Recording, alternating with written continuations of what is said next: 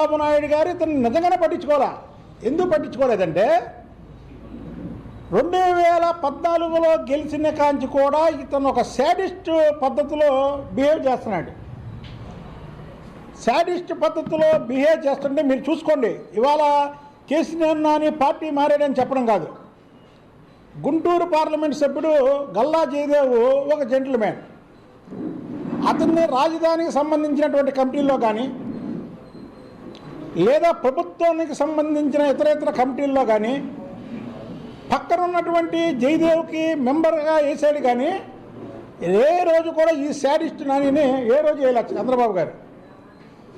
ఇది ఈరోజు కాదు, 2014 నుంచే ఇతన్ని దూరం పెట్టడం జరిగింది. అయితే 2019లో అలా ఇచ్చారు సీట్ అంటారేమో. 2019లో అప్పుడున్నటువంటి ఎంపీలందరూ కూడా ఎవరైతే ఉన్నారో అందరు ఎంపీలకు కూడా సీట్లు ఇవ్వడం జరిగింది. దాంట్లో సరే ఇతనికి కూడా ఎంత శాడిస్ట్ అయినా అని ఇవ్వడం జరిగింది. ఆ శాడిస్ట్ ముదిరి సైకో అయిపోయాడు 2019లో గెలవగానే. ఇక డైరెక్ట్గా అప్పుడు అంతకుముందు అక్కడ ఇక్కడ చంద్రబాబు గారి మీద ప్రభుత్వం మీద మాట్లాడినటువంటి వ్యక్తి ట్విట్టర్లో చంద్రబాబు గారి మీద లేకపోతే నా మీదో లేకపోతే జయదేవ్ మీదో లేకపోతే దేవినేని ఉమా మీదో లేకపోతే లోకేష్ బాబు గారి మీదో ఇలా పెట్టడం మొదలుపెట్టాడు. కేసీనేని నానికి టిక్కెట్ పార్టీ ఇవ్వదనేది చిన్న పిల్లని అడిగితే చెబుతాడు రాష్ట్రంలో. ఎందుకంటే కేసీనేని నోటి దోలకే కేసీనేని నానికి టికెట్ ఇవ్వరని. చంద్రబాబు నాయుడు గారు అక్రమ అరెస్టు సందర్భంగా కూడా అతను చేసింది ఏంటి? ఏం చేసావా నువ్వు? చంద్రబాబు నాయుడు గారు జైలు బార్లో గోడలో బద్దలు కొట్టావు, ఆయన తీసుకొచ్చావా ఏంటి? అండగా నిలబడ్డానంటావు. చంద్రబాబు నాయుడికి నువ్వు అండేంటి?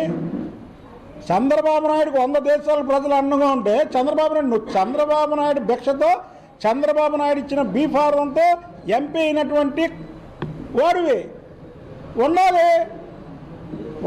చంద్రబాబు గారు ఆ కోర్టుకు వెళ్తే మనం ఉన్నాడు ఒక అండ. అది లేదా చంద్రబాబు గారి మీద అక్రమ కేసు పెట్టినటువంటి జగన్మోహన్ రెడ్డి ఇంటి మీద కానీ వెళ్ళావా?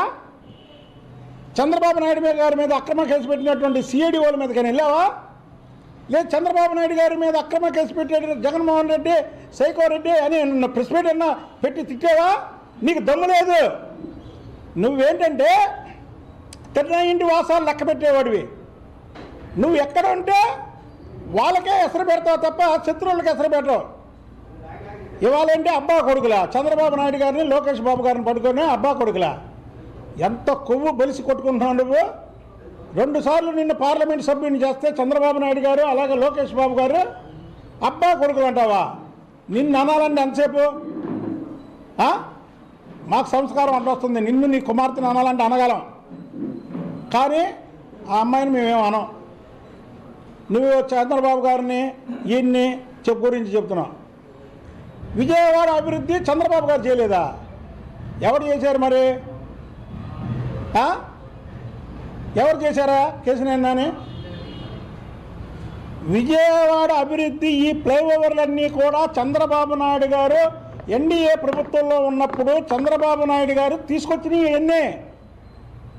ఆఫ్టర్ ఆల్ ఎంపీ నీలాంటి ఎంపీలని 100 మందిని తయారు చేశారు చంద్రబాబు నాయుడు గారు. 100 మంది ఎంపీలని రాజ్యసభ సభ్యుల్ని తయారు చేశాడు, ఎమ్మెల్యేలను తయారు చేశాడు, ఎమ్మెల్సీలు తయారు చేశాడు. ఆఫ్టర్ ఆల్ బచ్చావి నువ్వు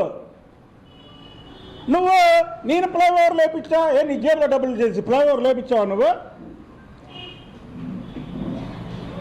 మరి జగన్మోహన్ రెడ్డి ప్రభుత్వం వచ్చాక ఎందుకు వేపిలా నువ్వు ఒక ఫ్లైఓవర్ అన్నా?